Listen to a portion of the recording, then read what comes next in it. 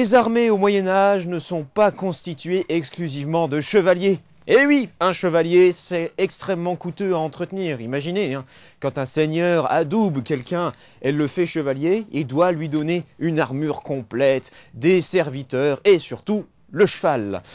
Eh bien, au Moyen-Âge, le gros de la troupe à pied est formé par ce qu'on appelle les levées féodales. C'est-à-dire qu'un seigneur, comme moi, on va aller chercher les paysans dans nos villages et on va leur donner une fourche, une pique et on va leur dire d'aller se faire tuer à l'autre bout de l'Europe. Mais tout cela va devenir bien compliqué et on va alors plutôt engager des mercenaires.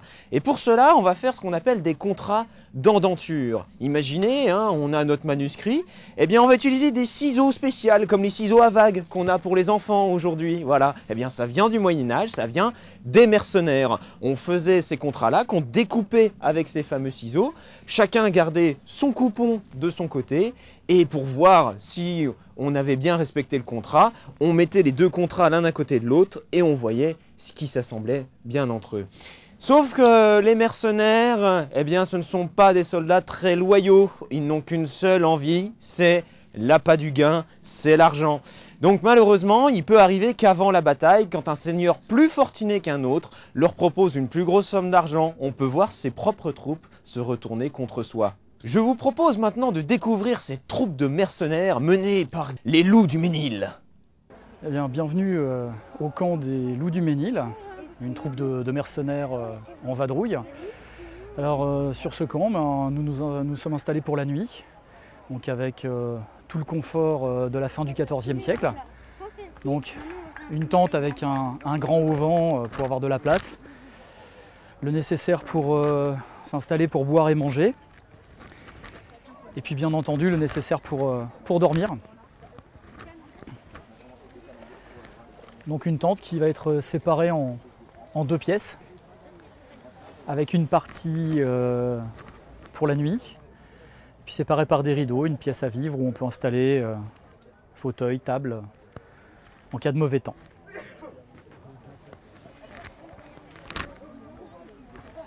Ici nous avons l'équipement d'un chevalier de la fin du XIVe siècle, une armure complète, qui va comprendre un bassinet, forme de casque typique de l'époque, dit clap-visior, c'est le système d'attache de la visière, avec une visière qui protège complètement le visage, de la cotte de maille pour protéger la gorge, un gorgerin qui va permettre de protéger encore mieux le bas de la gorge et de fixer les bras d'armure, des bras complets ici qui protègent de l'épaule jusqu'au poignet, complétés par des gantelets qui sont entièrement en acier, même si on ne voit pas de l'acier partout. Quand le métal n'est pas dessus, il est sous le cuir, mais ça reste des gantelets intégralement en acier, donc qui protègent très très bien la main. Sur le torse, une brigandine. C'est un vêtement qui en fait contient des pièces, des écailles de métal qui sont cachées entre une couche extérieure, là, qui va être assez solide en cuir, et une couche intérieure en lin. Mais à l'intérieur, ce sont des petites écailles métalliques qui sont cachées, qui protègent des coups. Au niveau des cuisses, on va avoir la même chose, exactement la même protection, qui se prolonge jusqu'aux genoux par des genouillères avec des petites rondelles sur les côtés qui protègent les côtés des genoux pour éviter les blessures à l'arrière. Et sur les mollets, enfin sur les tibias, des grèves composées de plaques de cuir et de lattes d'acier rivetées dessus. Alors ici, nous avons un assortiment de pointes de flèches, toutes sortes de modèles. Le premier rang ici, essentiellement des modèles de chasse, donc des pointes de flèches de différentes formes, de différentes tailles, en fonction du type d'animal que l'on veut chasser, mais qui toutes ont le même usage, c'est essentiellement la chasse. Elles peuvent bien évidemment être utilisées aussi à la guerre pour frapper des soldats qui sont très peu protégés, des fantassins comme des paysans qui ont été levés pour l'occasion, qui sont très mal protégés et qui donc vont être très sensibles à ce genre de projectiles. Ici, des pointes qui ressemblent beaucoup à des pointes de flèches de chasse, mais qui sont des pointes spécifiquement pour les humains. Ce sont des pointes barbelées qui ont des formes particulières pour les empêcher de ressortir facilement. Les animaux ne ressortent pas les pointes de flèche, les humains essayent. Donc avec ça, on retarde un petit peu et on augmente la gravité des blessures. Ici, une pointe de pêche Dans les petits trous, on va passer une ficelle qui va permettre, une fois qu'on a transpercé un poisson, de le ramener jusqu'à soi. Ça évite de le perdre dans l'eau. Là, nous avons 2 pointes qui sont spécifiquement conçues pour déchirer du tissu. Ça va être utilisé en marine. La marine à l'époque est à voile. Et donc on va tirer ça dans les voiles de l'adversaire. Et rien qu'avec la pression du vent et les entailles qu'on va faire, les voiles vont se déchirer, ça va immobiliser le navire adverse. Cette pointe-ci est une coupe-jarret. Alors son usage est spécifiquement destiné aux pattes des chevaux.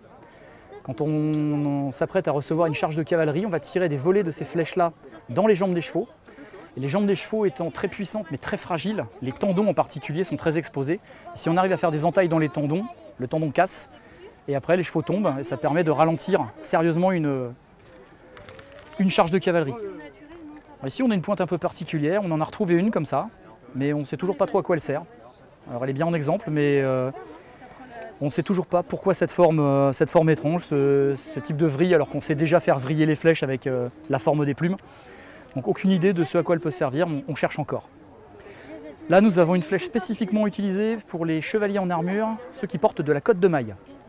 Cette pointe s'appelle une perce-maille, et donc la tête est longue et fine, elle va passer entre 2 mailles, avec la puissance, écarter un peu le métal, le déformer, suffisamment pour pouvoir rentrer et blesser gravement, voire tuer.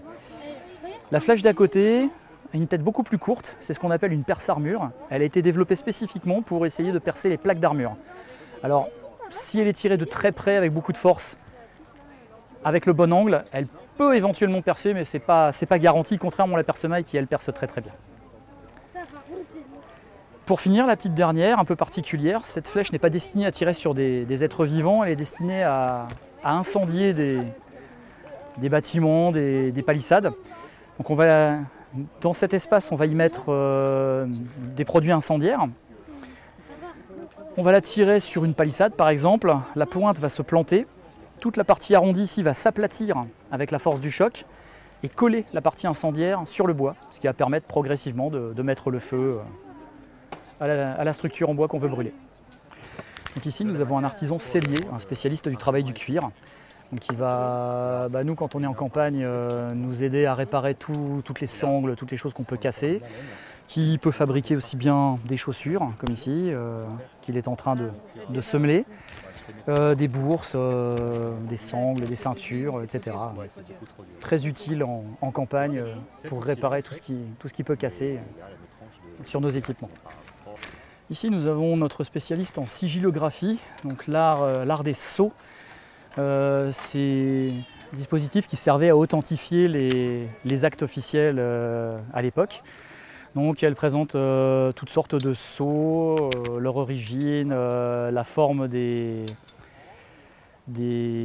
matrices pour justement établir ces sceaux sous forme de bagues, sous forme de pendentifs, de tampons.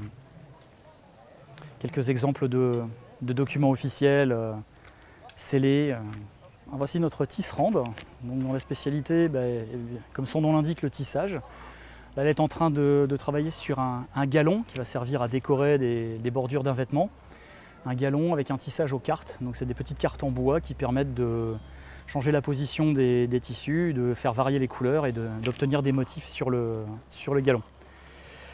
Elle peut aussi faire de la fausse fourrure réalisée à partir d'un tissu tricoté et de laine glissée à l'intérieur qui donne un effet fourrure. Elle travaille la laine sous toutes sortes de formes, elle la file, la nettoie, la met en pelote et ensuite la travaille pour obtenir des produits finis. Alors ici nous avons un galon tissé au fil d'or, un motif typique du XIIIe siècle. Donc en fait c'est du tissage aux cartes comme on peut le voir sur l'autre modèle. C'est tissé un peu plus fin et ensuite on sélectionne les fils sous lesquels ou au-dessus desquels on veut passer le fil d'or pour, une fois que c'est serré, obtenir les motifs que l'on a ici. Alors voilà, ici vous avez la bannière, l'emblème de notre compagnie lorsque nous intervenons au XIVe, XVe siècle, que l'on plante à l'entrée de notre camp pour bien signifier où nous sommes installés. Et ça permet à tout le monde de savoir où se positionne exactement notre camp au milieu des autres. Donc nous sommes les Loups du Ménil, hein. Vous pouvez nous retrouver sur notre page Facebook, tout tout simplement les loups du Ménil, ou sur notre site internet www.leslouxsduménil.fr.